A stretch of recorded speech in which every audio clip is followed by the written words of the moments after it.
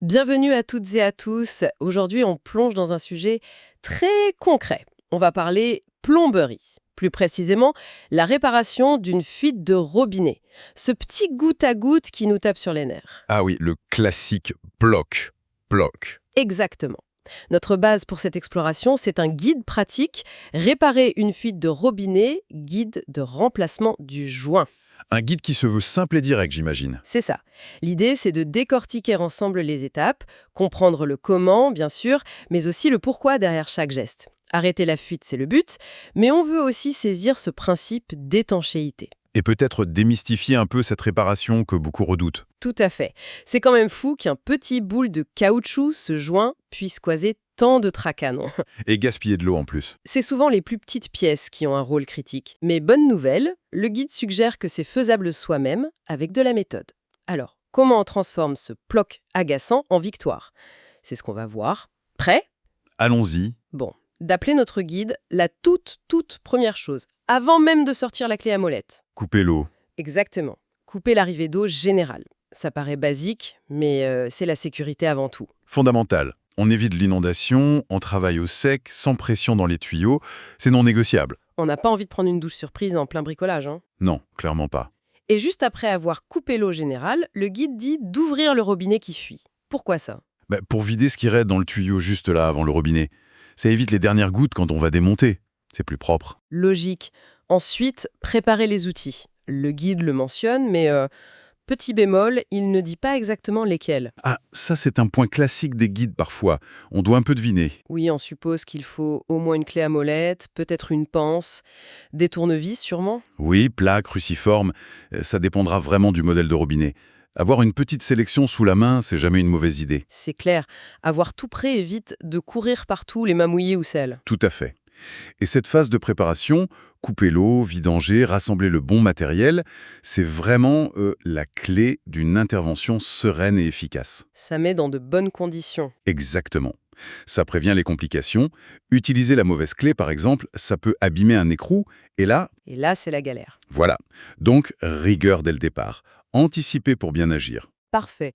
Donc, eau coupée, circuit vidé, outils prêts, on peut y aller. Le démontage. Le guide dit retirer la poignée du robinet, le croisillon, comme on dit parfois. Mhm. Souvent, il y a une petite vis. Des fois, elle est un peu cachée sous une pastille de couleur, non? Bleu ou rouge. C'est ça, il faut la déloger délicatement, cette pastille, puis dévisser. Une fois la poignée enlevée, on voit le mécanisme à l'intérieur. Et là, notre guide mentionne deux possibilités principales. Soit un système à clapet, Le système plus traditionnel, on va dire. soit une cartouche céramique. C'est quoi la différence en gros? Alors, le clapet, c'est souvent un petit mécanisme avec un joint en caoutchouc, justement celui qu'on veut changer, qui vient appuyer sur une surface, le siège, pour bloquer l'eau. Assez simple. D'accord. La cartouche céramique, c'est plus récent. C'est un bloc un peu plus complexe, avec deux disques en céramique qui coulissent l'un sur l'autre. Très dur, très lisse. Quand les trous s'alignent, l'eau passe. Sinon, c'est fermé. Ah oui, je vois.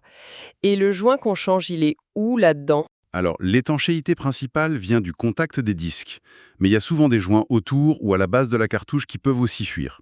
Donc, le type de joint à remplacer peut varier. Ok, donc faut identifier le système qu'on a, mais dans les deux cas, on cherche un joint à remplacer. Une fois qu'on a accès, il faut sortir le vieux joint. Le guide dit délicatement. Oui, il faut pas forcer et risquer d'abîmer autre chose. Et c'est là que ça devient intéressant. Comment on sait que c'est bien lui, le coupable? Le guide suggère de bien l'observer. C'est ça. On regarde. Est-ce qu'il est écrasé, aminci? Est-ce qu'il y a des petites fissures, des craquelures? Ou alors tout durci, déformé, peut-être même couvert de blanc, de calcaire. Exactement. Tous ces signes montrent qu'il ne fait plus son travail d'étanchéité. Un joint, ça doit être souple pour bien épouser les formes. L'usure, le temps, le calcaire, tout ça le dégrade. Le calcaire, encore lui? Ah oui, le calcaire c'est terrible pour la plomberie. Ça s'incruste, ça durcit le joint, ça peut même abîmer la surface où le joint appuie, le siège. Donc même un joint neuf pourrait mal fonctionner si le siège est entartré. D'accord. C'est vraiment une relation directe. Joint abîmé égale fuite. C'est la cause la plus fréquente, oui. Bon, on a notre vieux joint en main. On voit bien qu'il est fatigué. On est tenté de mettre le neuf direct. Mais là, le guide insiste, nettoyage, Étape cruciale. nettoyer l'endroit où le nouveau joint va se loger. Enlever toute saleté, les restes de l'ancien joint et surtout, le calcaire. Mais pourquoi c'est si important? Un joint neuf, ça devrait pouvoir écraser les petites saletés, non? Ah non, pas du tout. C'est une fausse bonne idée, ça. Le nouveau joint, il est parfait, lisse, souple.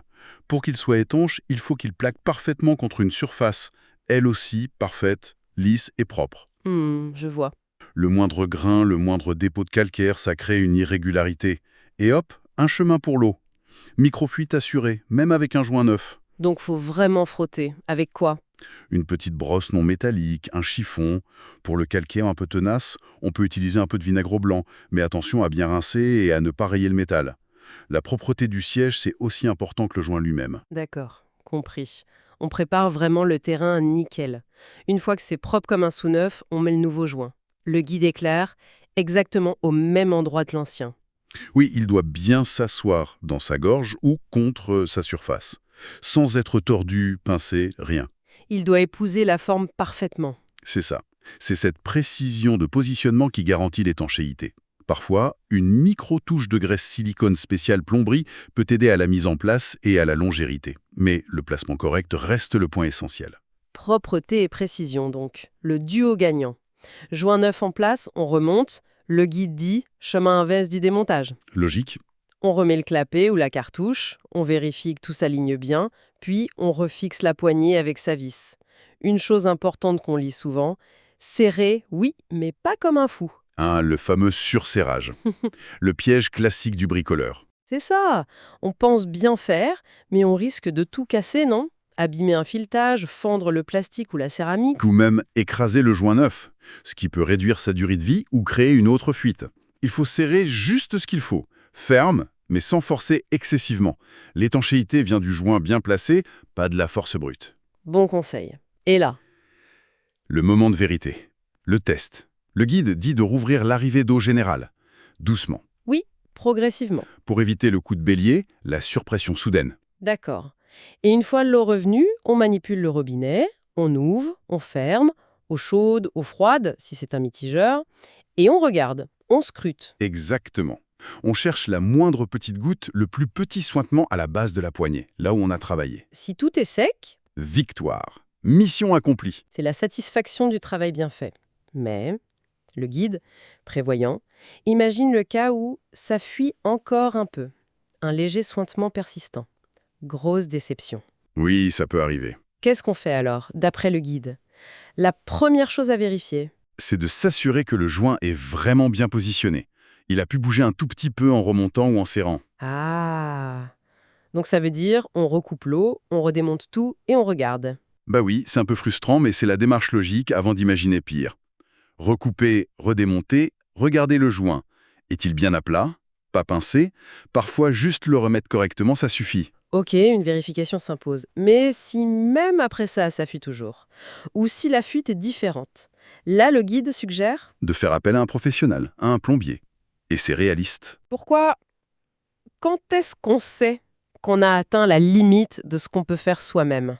Si le problème persiste avec un joint neuf et bien placé, c'est que la cause est peut-être ailleurs, ou plus sérieuse. Le siège du robinet lui-même peut être abîmé, rayé, et le joint ne peut plus faire son travail. Ah oui? Ou alors la cartouche céramique a un défaut interne, ou la fuite vient d'une autre partie du robinet. Là, il faut un diagnostic plus poussé, parfois des outils spécifiques, des pièces. Que nous, on n'a pas forcément. Exactement. Et l'œil expert d'un plombier va identifier la vraie cause et proposer la bonne réparation, qui est parfois de changer tout le robinet s'il est trop vieux. Savoir s'arrêter et passer la main, c'est aussi important. C'est sage, oui. Trouver l'équilibre entre le plaisir du fait maison et la nécessité d'une solution pro et durable. Tout à fait. Bon, si on récapitule vite fait les étapes clés qu'on a vues grâce à ce guide, d'abord, la préparation. Couper l'eau, vider les outils. Essentiel. Ensuite, démontage de la poignée pour accéder au mécanisme, que ce soit un clapet ou une cartouche. Identification du système. Repérer et sortir le vieux joint, bien l'examiner, usure, fissure, calcaire. Ne pas zapper l'étape nettoyage. Très important. Nettoyage méticuleux du logement du joint. Placer le nouveau joint avec précision, sans le tordre. Remonter le tout sans serrer comme une brute. Juste ce qu'il faut. Et enfin, le test final. Si ça fuit encore un peu, revérifier le positionnement du joint avant de jeter l'éponge. C'est une bonne synthèse. Ça montre que c'est accessible, mais ça demande de la rigueur, de l'attention. C'est pas juste changer un bout de caoutchouc. Non, c'est méthodique. Voilà. Méthode, précision et un peu de patience. C'est très gratifiant de réussir.